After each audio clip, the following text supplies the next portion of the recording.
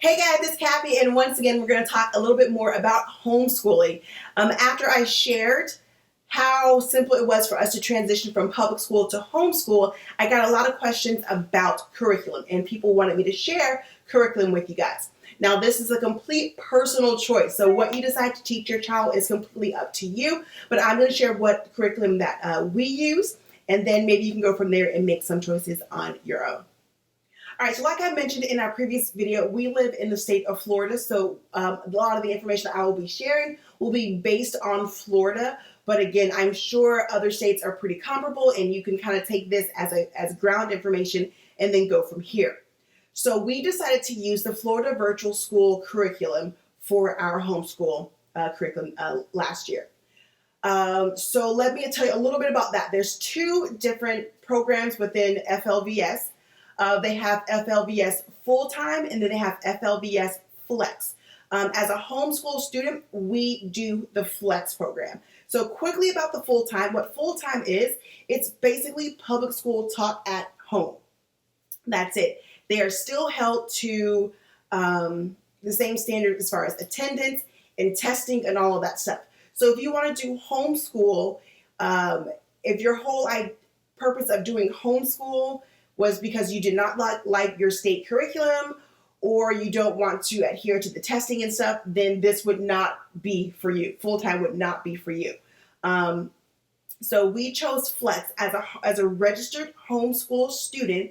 You can use the Flex program. And what that does, that allows you to pick any classes that you want that are taught by Florida Virtual School and use that curriculum. You also have a virtual teacher. They will meet, they have, I think their requirement is twice a semester, a term, that you actually have to log in.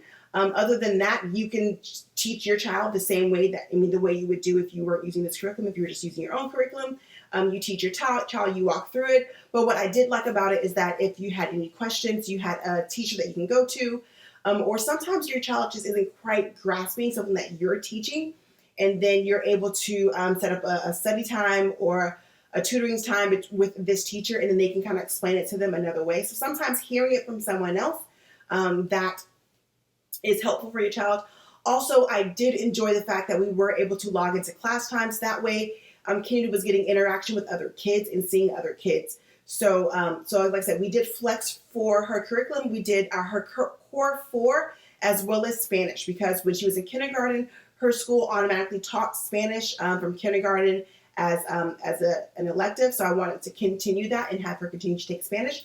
So we did her Core 4 plus Spanish. So for next year, we are going to still continue with Florida Virtual School. However, for language arts, I have decided to do a different language arts curriculum because I felt that it was a lot of online computer time, and I want her to have more in-hand, tangible things. Now, you can absolutely print things off, but I want something that she can really touch and feel and not have so much time sitting at the computer. And I felt that the language arts was where we could make that change for her so that she could enjoy that a little more. The other courses, she didn't have any problem with being at the computer and working through those modules that way. But for language arts, she did. So we are going to do the good and the beautiful. That's the curriculum that we are going to go into for next school year. We're going to do the good and the beautiful for language arts. I also purchased the good and the beautiful language arts program for pre-K because Aria is 3. She'll be 4 this year, and I'm going to start her on a more structured school schedule. We were doing kind of top school with her and little things here and there, but I want to kind of start getting her into the groove because she's not going to pre-K or anything like that in a school. We're doing it here. So since Kennedy started school at 3, Aria will start school at 3 as well. But the curriculum, so we're doing that. So there's tons of online curriculum that you can choose from. Pick and choose what you want. I mentioned the good and the beautiful. It is a faith-based curriculum. It's a non-denominational, so no matter your denomination, you can still kind of use this without any denominational type things taught in there, but it does have a faith-based and moral type things taught within their language arts program. So I really like that about that, so I would definitely let you guys know how that goes.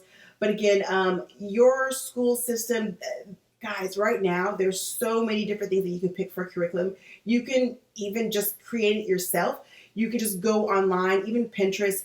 Teachers, was it teachers teaching teachers, something like that. I'll make sure I'll put it up here the right way to do it. That's a great way to get some curriculum, even to find testing to see where your child should be and what things they should learn at a certain time.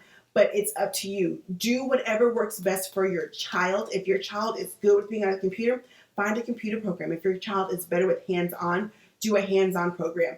I will do in my next video kind of our how I ran our homeschool week, what worked for us for our week as far as like, you know, what days we did things, getting out of the house and stuff like that. But I want to talk a little bit about the curriculum that we use, and that way it kind of gives you a ground point to start looking at some other things. But guys, there are lots and lots of online curriculums. There's some very easy ones that are like ready to go, like literally open up the book and start teaching. There's not a lot of prep work in those, because that can be kind of overwhelming for people. But the main thing I want to share with you guys is that you can do it. Absolutely, you can do it. I was very nervous at first. I was even in the moment, I'm like, oh, am I teaching her enough? Is she learning enough? But I want to make sure that, you know, that she's on the right level. But guys, your children, they learn in every environment. Think about your toddlers. They're learning every day without even being in school. So there's still ways that you can teach your kids in life, and they're still learning. So whatever works for your child, if they're good on the computer, if they're good hands-on, if they're great readers, use that. If they're great with numbers, use that. If they're not so great with numbers, use more practical approaches.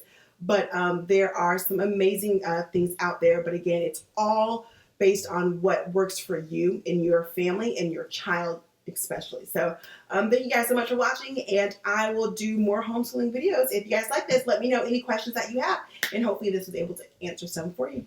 Bye guys.